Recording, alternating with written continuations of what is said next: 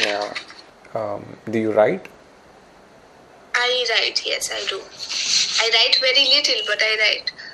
Now, the thing is, when I started using video as my tool of expression, I did not have any resource. I just had a phone, which was with a terrible camera. So I started with experimental as a form of expression. And I used to watch mainstream films when I was a kid. Then I discovered Gaspar Noé. I watch erotica. I love watching erotica and documentary. Right. And surrealism, David Lynch. Right. Cool. Yeah. Right. And I think not being able to make films that are mainstream was more of a resource issue. If I had what I needed to do that, I would have most probably gone that way. Because I work alone right now. So. Right. That's very interesting. But then I think mostly art filmmakers are all, generally, even in the way I pursue films or I make films, I do it mostly alone. Obviously sometimes there are actors that I bring together, sometimes there are other technicians I bring together.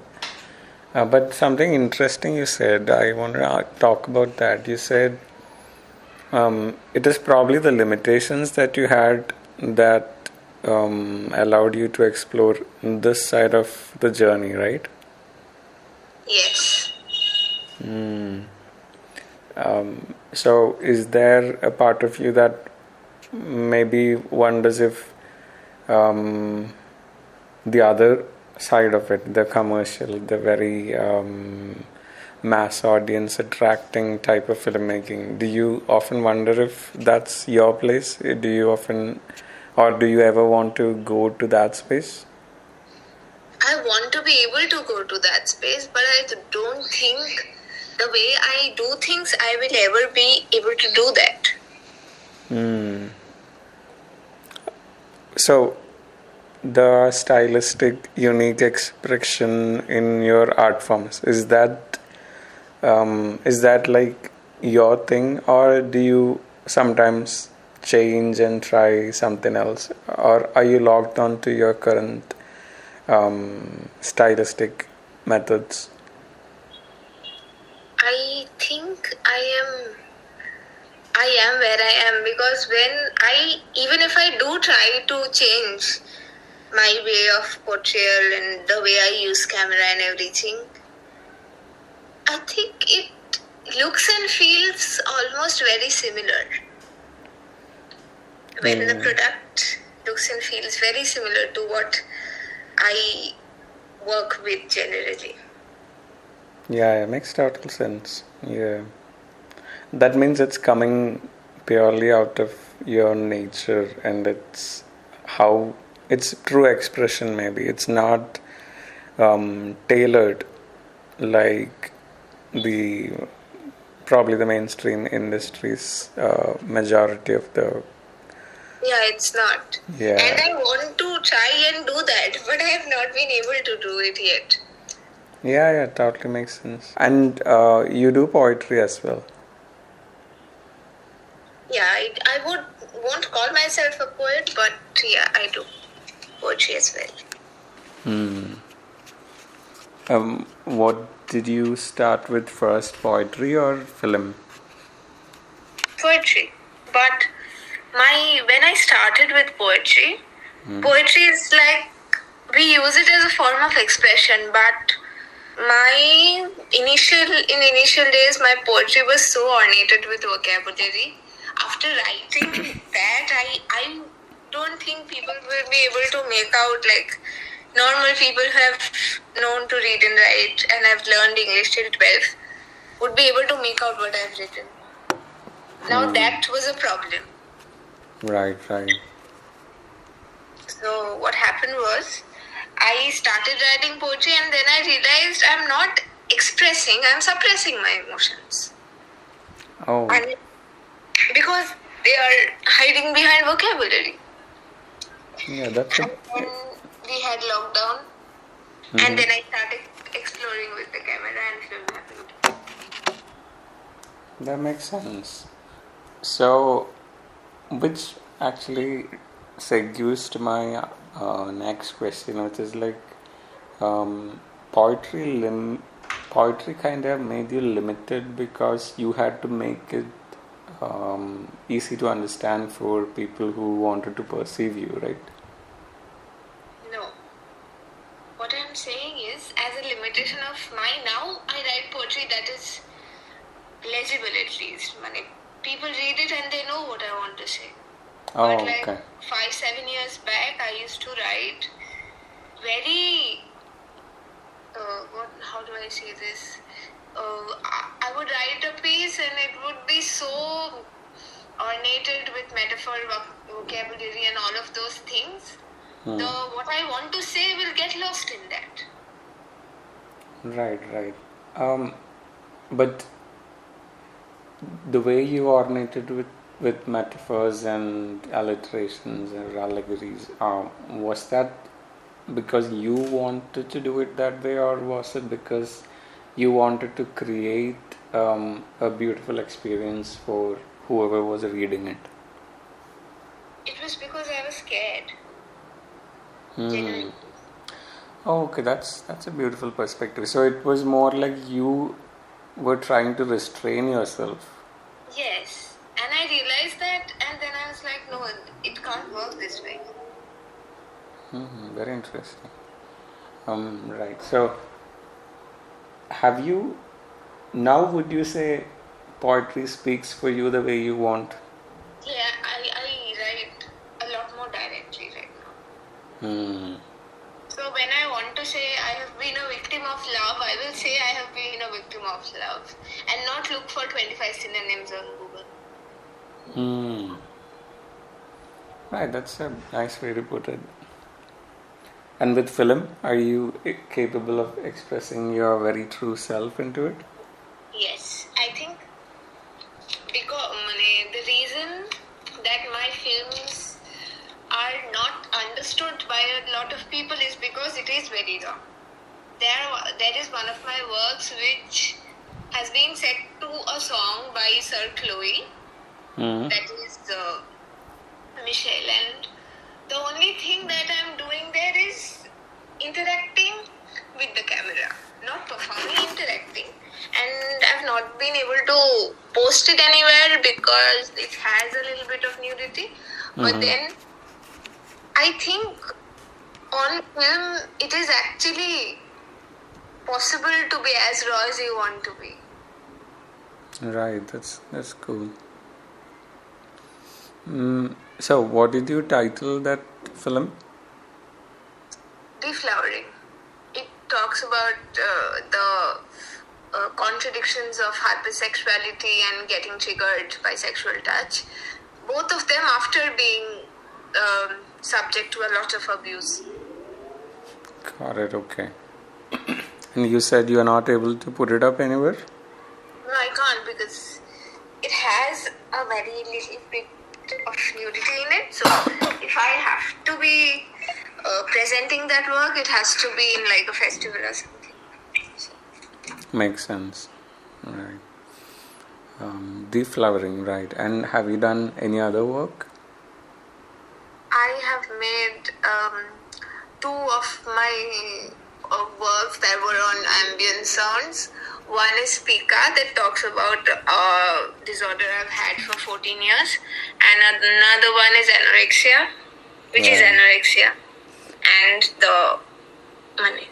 it's like a day in a life of someone who has anorexia without any dialogue and the effect of it. Yeah, I'm very intrigued. I like your style of work from what you're telling me. I find a lot of similarity in so many things that you're doing and your approach with how I am doing it too. So, any other art outlet that you use other than film, poetry, or let's say film and words? Other than that, do you? I dance, yes. Dance is the first thing that came to me. in respect to art. Right. Yeah, I think I've seen a couple of your videos on Instagram in which I could tell that you do have a flair for dancing and you are able to express yourself through dance. So I can see that. And are you working on any projects at the moment? At the moment, I have something in theatre that we want to present in Kolkata by May, I think. We'll have the premiere show by May. We are working on experimental dance theatre, but on the play of Waiting for Godot with minimal dialogue. Cool, right, okay. And somewhere in here, do you also use performative art or even acting? Is it something you are interested in? I am, but then I have not been able to do quite a lot of it because of the culture, the theatre culture here in Kolkata. But yes, I use acting in my work. Right, okay. Do you sing also, or? I sing for myself. Got it, okay. Right, and do you have a moniker? Do you have a artistic name, or do you use your name itself? I use my name as of now. I've been thinking of an artist name, but I don't have one yet. Right. What interests you about the world today? What do you actually want to speak about in the world and life of today? What do you absorb? What do I absorb? You told me that you often speak about your personal subjective struggles or fights, if I may call it that. What else do you explore in form of art or otherwise in life? How do you perceive the world around you at the moment? Right. So, one thing that is very intriguing is I have tried to take like music and also films. So, because when we were going through a film course, we were asked to identify what makes a film commercial. Commercial in the sense how does it appeal to the mass? Similarly, recently I was trying to make like a research on how does a socio-economic standing affect the musical choices of a person. And how does the presence or absence of economy, wealth influence the intellect? Got it, okay. And the way that person perceives whatever art they are being subjected to. Understood, yeah. So, if I ask you, like, what defines commercialism or commercialization in film or art? Not having to think. Right. So, but then can you tell me more about not having to think? Do you mean as in it is random? I mean,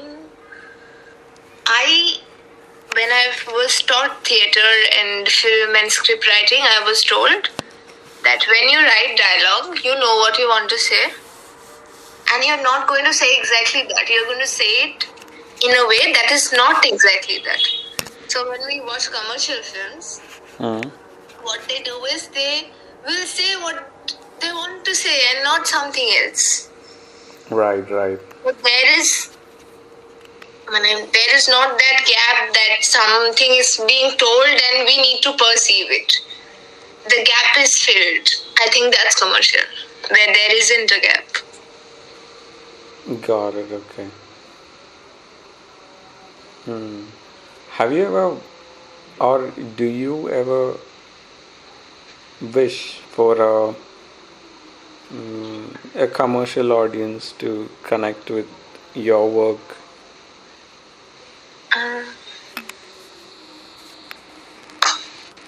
Or put it this way, like, are you attracted to the perks of a commercialized artist? Although that's a strange thing. I don't think there is such a thing as commercialized artist. I think there is a commercial content creator and then there is an artist. But yes, thank you.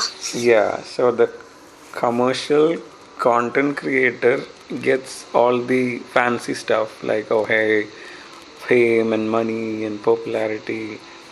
So is there some part of you that was ever attracted to it, or do you hope that one day your work gets that type of recognition?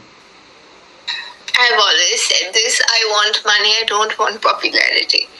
Because being someone, I'm also a self-portrait artist who works with nudity. So, and I want to have a way with my life the way I want it to be. So, having popularity will put me in a lot of vigilance, which I don't want. That is one of the main reasons that I will, even if I get an option and have enough skill to be able to do something commercial, I will not. That's inspiring. Yeah, I like that. So I ask that, and I often ask that to especially the artists I talk to. I'm really not talking to a lot of people. I'm talking to very few people if you've noticed. And one reason is like I find it very difficult to connect with a commercial content creator who often takes the disguise of an artist. They reduce everything into small parts, which then they put together and call it a film or call it music or call it dance. But those broken parts are just things that they collected from other artists or other artistic expressions, which seem to have incited a reaction in people. So I'm not a big fan of it, and therefore I was never a big fan of fame. I think fame kind of destroys the sanctity of your expression, and money's, yeah, that's probably like where I kind of stand out a little bit. I'm using your moniker by you stand out. So I stand out a little in the sense that I think even money seemed to be a target for people who create, so much so that they're actually trying to break art into pieces that generate attention and therefore money.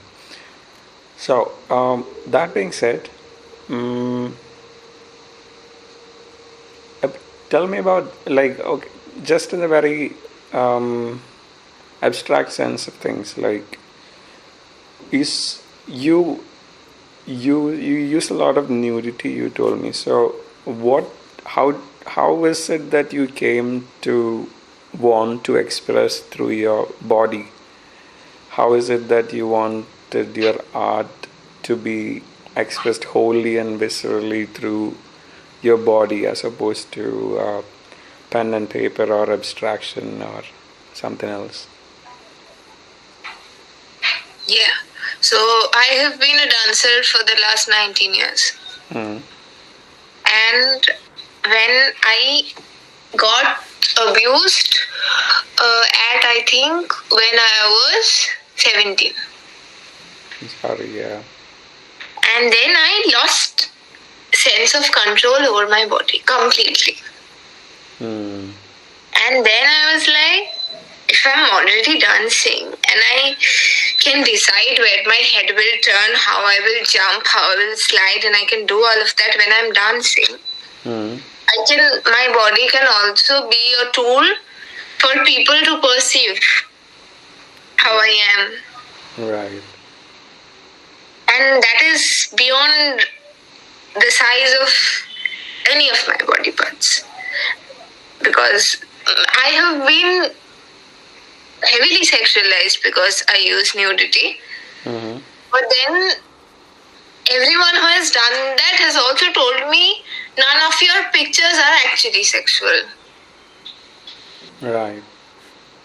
So to have that autonomy, I think I started with nudity.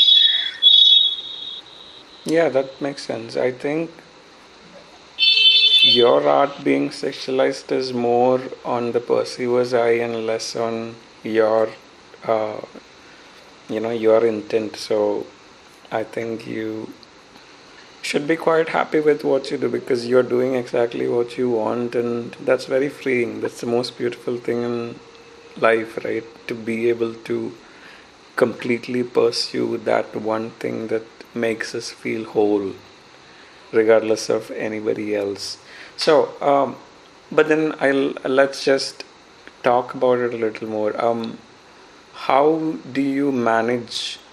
Because it's social media, which is for me at least, I despise the reality that is social media, and I completely loathe the reality where the algorithm has to master the slaves that are people. And in that reality, when I assume when you put out your work, there's just going to be 8 out of 10 people are probably looking at it or taking it wrong, or um, giving you unsolicited comments or invites.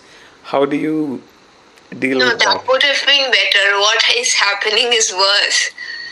So I almost get like 20, 25, 30 requests for me to get photographed by people. And most of the accounts that I opened were created 4 days ago with pictures of 2 flowers posted. And they call themselves a photographer and they want to work with me. Even in Kolkata Circle at least, most of the photographers, 95% of the photographers don't know how to speak to put on models. And then there are people posing as photographers. Right.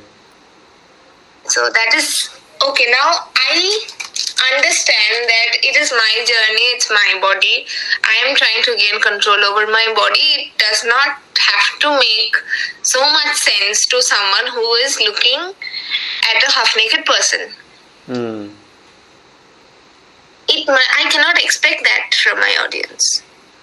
But then when people see me doing that and they think that they can be in that position and then exploit me out of it is problematic. Right. So, would you say you are immune to such a influence, or immune to the absolutely insane pressure of,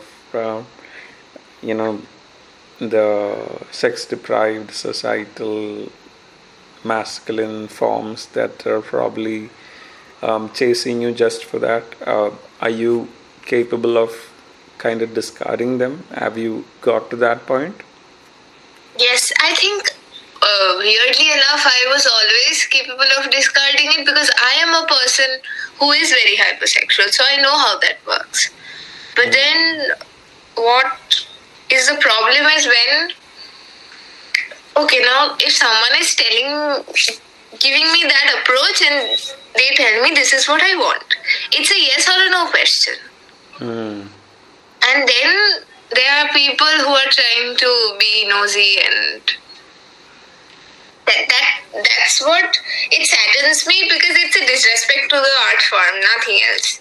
I mean, I don't care what people think of me, and I don't need photographers. I have been able to work with myself, and so I don't feel the need to have to categorize good photographers, bad photographers, people who want to pose as photographers. So I've completely omitted that possibility, and I'm working with people who inspire me and friends. So that hasn't really bothered me. Cool, understood. Mm, so, tell me more about, let's say, what do you speak the most through your art? Or do you sometimes do art that doesn't have to speak at all? What is your calling? I have tried to do things that absolutely make no sense just for the sake of it. Mm-hmm. But then I've not felt like it was needed enough, so I discarded it. I did it because I wanted to, but then I have not been able to hold on to it. A part of me has not wanted to hold on to it. Right.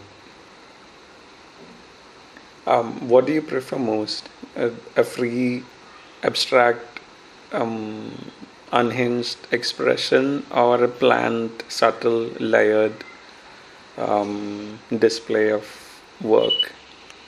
All of my work is unhinged and free. Right, yes. And the meaning is only derived later. You agree? Yes. And for some of my works, when I am rewatching it, I completely start thinking that what actually was I trying to say? Because that keeps changing when I go through life, that also keeps shifting. And when I'm looking back and looking at one of my works, and I've had a certain set of experiences that also helps me to look at my life again, because this was something that I've made before, and then something else has happened and I come back to it and there's still a similarity. So that is fascinating, how documentation and coming back to it helps. Yeah, but I think that's the most beautiful thing, right? I agree with you. When you sit back, I think sometimes I create something and it's only probably I abandon it the moment I've created it. After creating the most important thing. Exactly. Yeah, then you have to take like a couple of months maybe, and then surprisingly you sit with some friend who is willing to be patient to see your work, and then you're like, oh shit, I did that. That's actually not so bad at all. And that's a very inspiring moment, more than anything that comes from the outside, being able to witness it in third person. Yeah, that's really good. Cool. You feel free to ask me questions as well. Okay, let's just make this a conversation. I just want to keep talking. That's it. So feel free. Okay. Yeah, I'll ask you one more question. So we both are willing to shit talk the so-called content creator artists of social media, right? So, Yes. One of the things that I recently took a dislike to was like this was long before I have actually seen your work or seen your account. I often told people that there are content creators who use nudity as a way just to create buzz, to create a following, to create Yes. and I said I fail to see the art in it. I fail to see any form of art in such content because there is nothing being said. I can actually look at it and say, hey, this is a plea for purely attention, and I cannot. And I often lost a couple of friends because of that. I called them out for that. But then, so when I first looked at yours, I was also curious, like, hey, what's your take on things? But that's when I actually saw your poetry.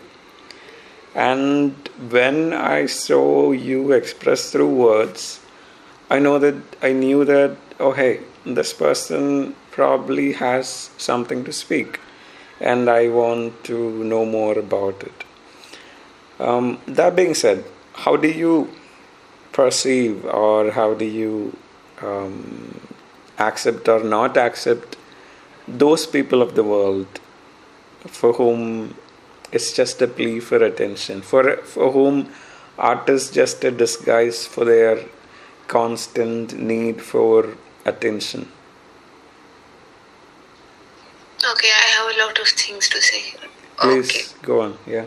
Now, I really doubt for the people that are working. I'm not talking about, just a minute. Uh-huh.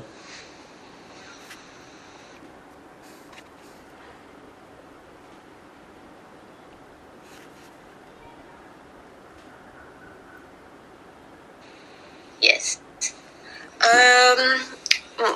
I'm not talking about, for now, I'm not talking about people on social media. I think in the industry, there are more artists disguised as content creators than content creators disguised as artists, because they need to have a living. That being said, nudity on social media is like, there is a very technical perspective to how to make it not. About nudity, yeah, makes sense. I've actually looked up people who have created things just for attention, and I've tried to understand what is the, how do they work like that?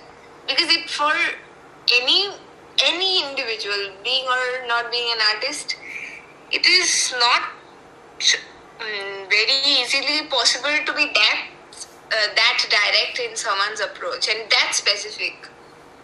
Because to be able to create something for just attention is also very specific, and you have to be very precise to be able to get that outcome.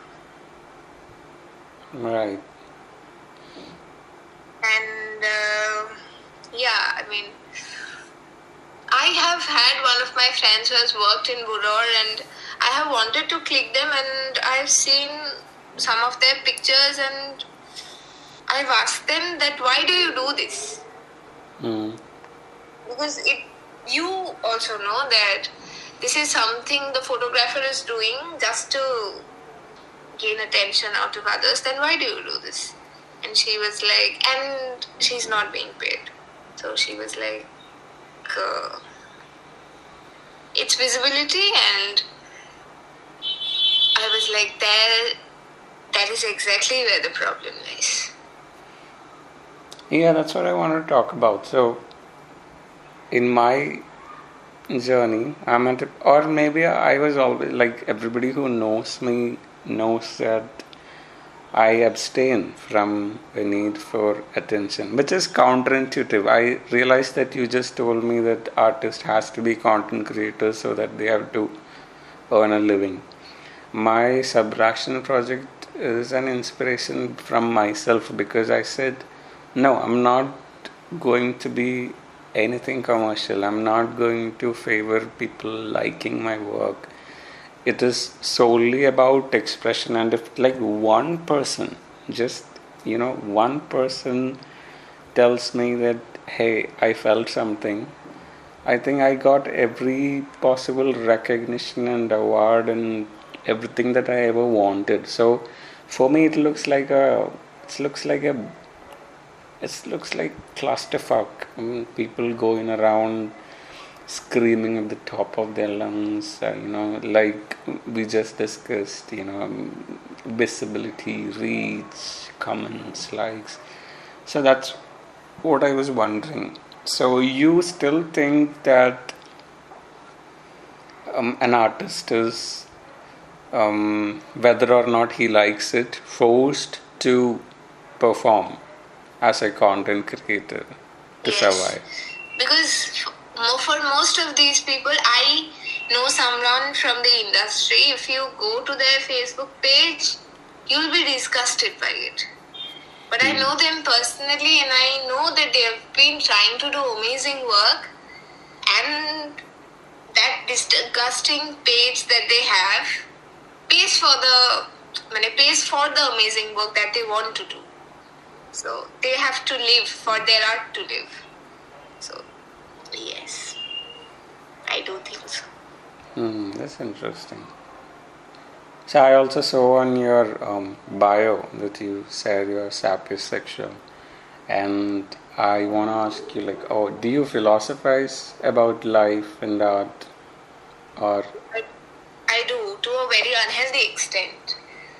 Oh, that excites me because I am in the same plane of existence, and it's my way of life. Literally, I write. Now that we are on that same page, I have to ask, like, to do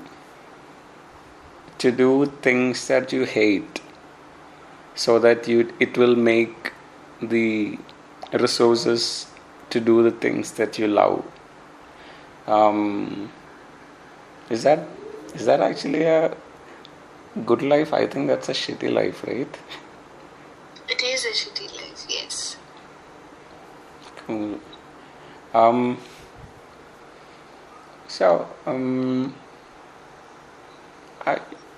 Between I have to ask you, like, do feel free to ask as well anything that you want to ask or pick up for a discussion. Yes, I have a very important question. Please. If we are allowed to take up a film for discussion. Yeah, of course. That's something I wanted to do too. I wanted to talk about films because now that I know that you have a specific taste, I think we should do that, yeah. Yes, now what I want to talk about is All We Imagine as Light by Payal Kabadia. Yeah. That to a lot of people seems like an amazing film. Oh wait, I'm actually going to love what you're going to say. Please continue, yes. Yes, yeah. Now, when I watched All We Imagine as Light, I saw if you want to use commercialized in that sense, I saw a film that was very tailored to winning awards at film festivals and not something that has its own distinct expression. Even the very limited nudity in it, I feel like that was so catered towards winning this, like you said, winning the attention of this alternative audience. Yeah. But I thought it was plastic. I'll say what I want to later. Yeah, it was so plastic. Now, using nudity in the scene that has been used, and people have been talking about it. Yeah. And then Payal Kapadia replies to it and says, "That's a woman changing clothes." Yeah, but it was so unnecessary to be. That feminist spot of you are sexualizing a woman changing her clothes. Right. And I think All We Imagine as Light is a very commercialized work in a sense, and it is now Singham Returns has been made and tailored to have like a 100 crore business in the box office. All We Imagine as Light feels like a fragmented piece of a lot of things that are recognized at festivals and they've been put together. Exactly, that's what I'm saying. All We Imagine as Light is pretentious. It is trying to be something that it is not. That is commercialized. Yeah, the very pure spirit of the film was so lost in its unnecessary pursuit of trying to bring together elements that other people have shown in their film. So, which is why I said, you take broken pieces and you try to create this beautiful piece and claim it to be beautiful. There is an audience, and the funny thing is, it is a commercial audience that is celebrating All We Imagine as Light. I think anybody who looks at actual artistic or experimental films, they see it and they're like, no, this isn't it. This is just somebody trying to be something that they're not. So I don't know about the other film. I actually avoid all kind of mainstream films unless like somebody pushes me that hard to kind of give a feedback on. So I don't know about. I've not seen Singham or Singham Returns or Bahubali or any of that crap. I actually cannot, and I'm a buzzkill for that reason. But yeah, this one you're right. I think in terms of such films, okay, this is actually talked about a way too much, but somewhere along the lines of Lunchbox was where I saw some authenticity to the telling of a story.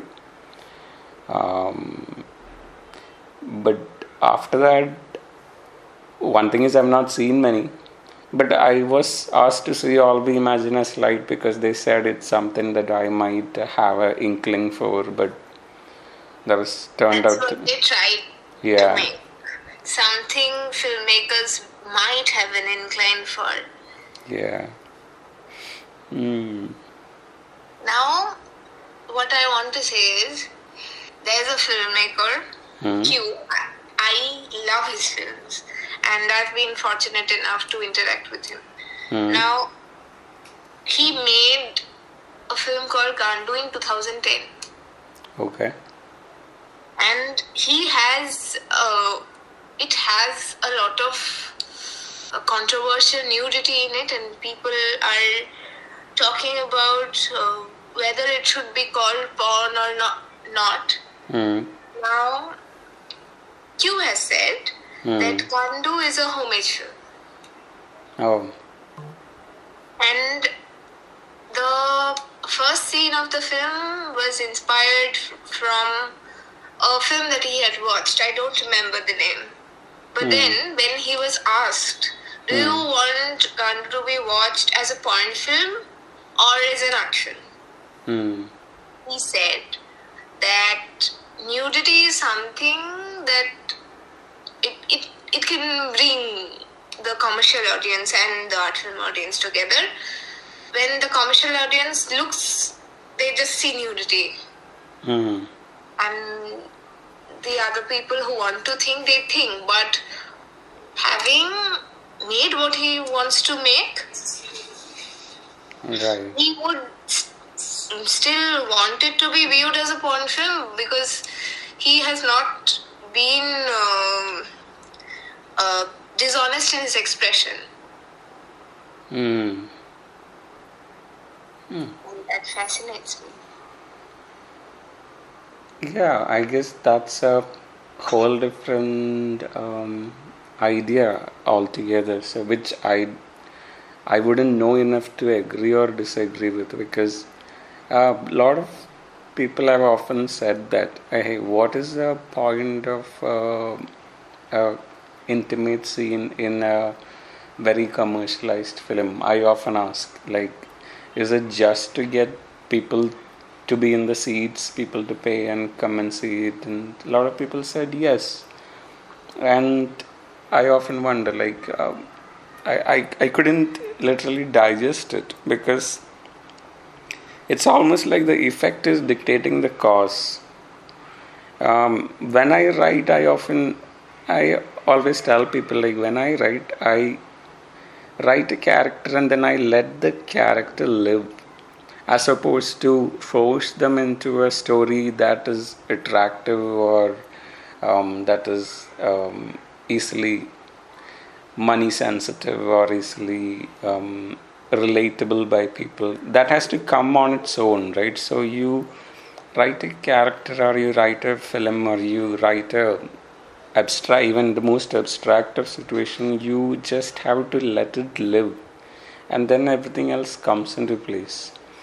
So if a filmmaker, an alternative filmmaker, does say that his way of commercializing his movie is through nudity, I I'm not really sure how to understand it. Probably I won't, because, like I said, it's an idea that exists outside of my realm. But that's interesting, like you said. Yeah, that's actually very interesting. Yeah, but in a country like India, nudity will bring viewership, but it will never bring commercialization. Yeah. I mean, I wouldn't know. Is that so?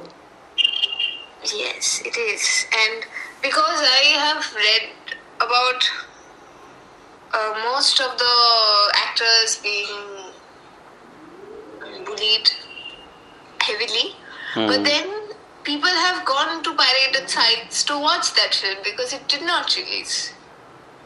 So it brings viewership. Right. It does not bring what it should have substantially, but it brings viewership. Oh yeah. But then I guess that would mean different things, right? But that's like now I understand. Okay, yeah. In India, that's why it cannot be commercialized. Okay, I thought it was more of like a cultural thing. You were talking more about the systemic issue, where And the systemic issue is a part of the cultural problem. right. If it could not be downloaded, if it could not be seen elsewhere, if it was just something that was solely in a paid viewership type of a model, then do you think it could be commercialized? It is on Netflix. The film is available on Netflix. Yeah, I mean, let's say for Netflix, people have to pay. And Yes. I would assume more people watch it without paying than on Netflix. Yeah, that's what happened. Yeah, so I'm asking, what if it could not be downloaded? What if any and all ways to download or pirate the film has been logged? Do you think then the movie would have met the commercialization goals that it had? No. Still no? Because it was applied for censor and it got rejected. And Yeah, that's a secondary issue. Makes sense. Yeah. and it's more cultural because one of the, I don't remember the name, I think Versace posted a model who was semi-nude recently. And that did not get flagged. And when I post something that does not go against any of the guidelines of Instagram, randomly gets flagged. So it is a power issue and the cultural issue. Got it.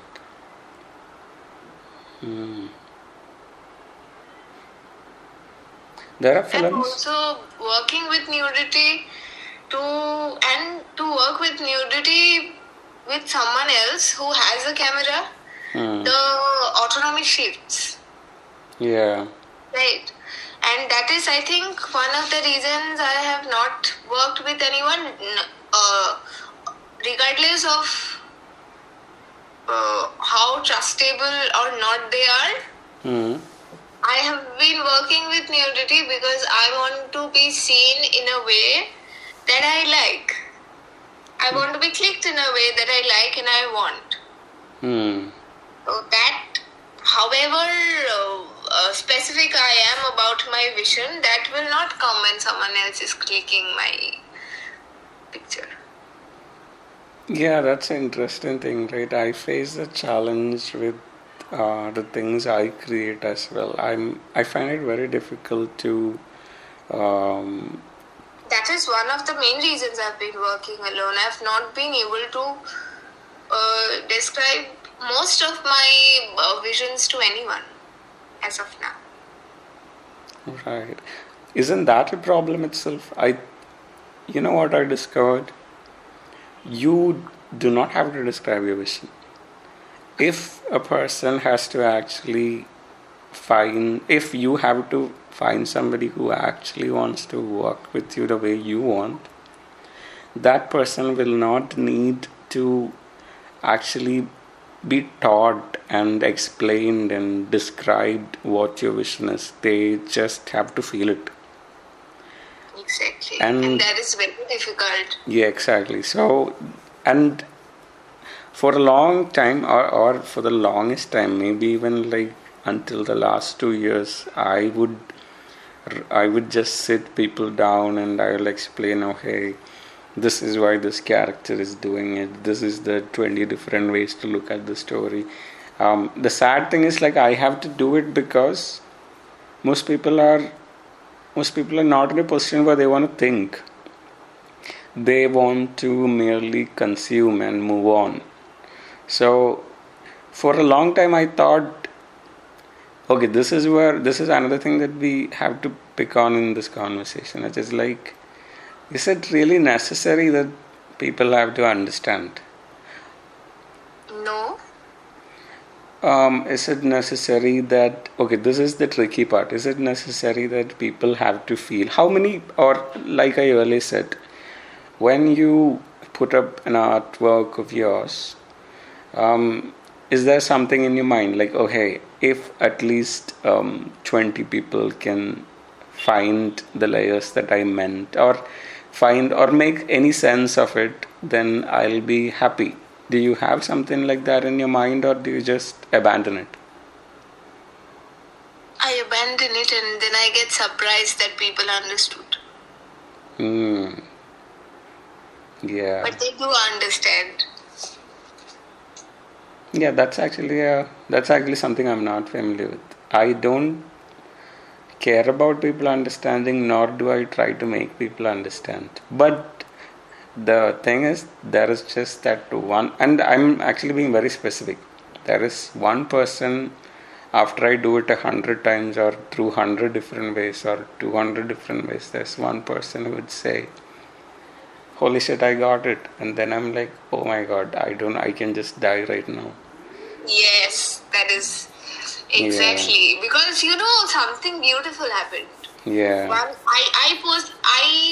have deflowering on my drive link. So I sent it to one of my friends, and he has been struggling with drug addiction.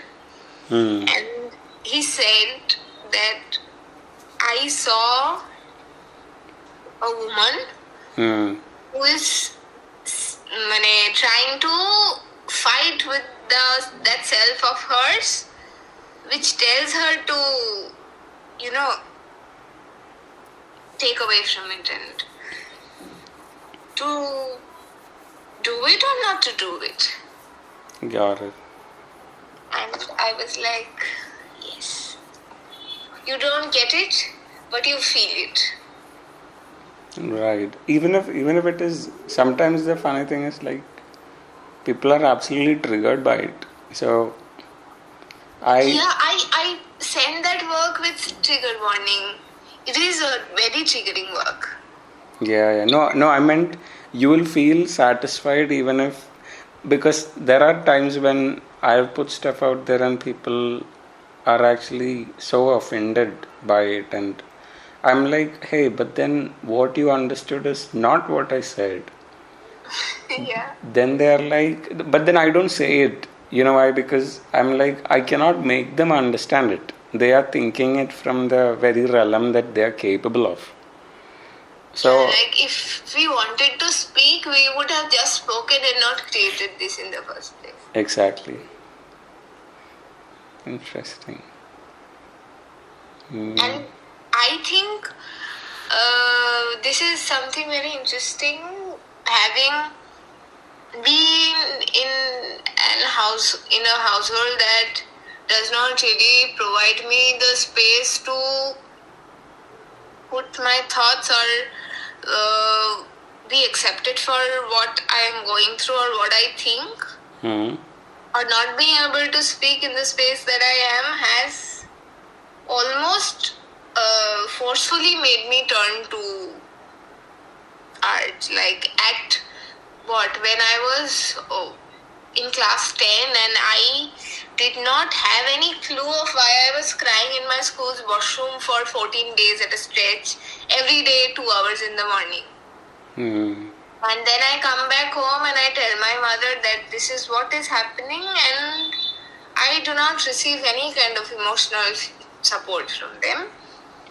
Is when I started dancing while crying and crying while dancing. Right. Yes. Do you feel at this point, do you feel more encouraged, or is encouragement and motivation and inspiration internal to you?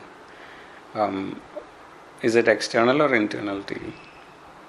It is very internal, because even if someone is saying things that are supposed to encourage me, or is behaving in a certain way that is supposed to encourage me, it does not communicate to me like that. Understood. This has created a sense of masochism also. I have been going through a very difficult medical complication right now. And what I've realized is, I was in the hospital for 7 days. I came back. I have not been able to dance for a month and I was dying. I was like, I don't care if I'm breathless, but I have to dance. And when I danced, I realized that my expression has become so much better, and I feel like the release feels much more organic. Right. After having been through what I have. Now, if suppose I don't have anything to make art about, personally, what will be my anecdote about? What will I talk about? I don't have anything.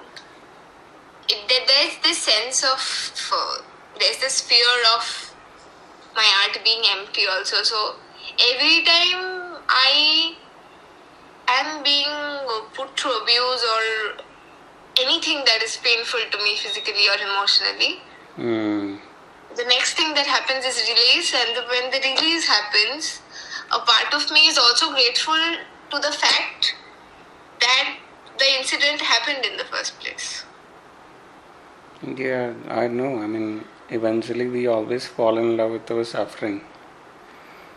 We always fall in love with the deepest traumas that actually shaped us. I mean, I get that part. Like, I think I saw the specific video where you were introducing yourself and you used the word morbid to define your art. And for the longest time, that is exactly what my art... I mean, that is also why people do not have a liking for my art or have the patience to sit through or read through it.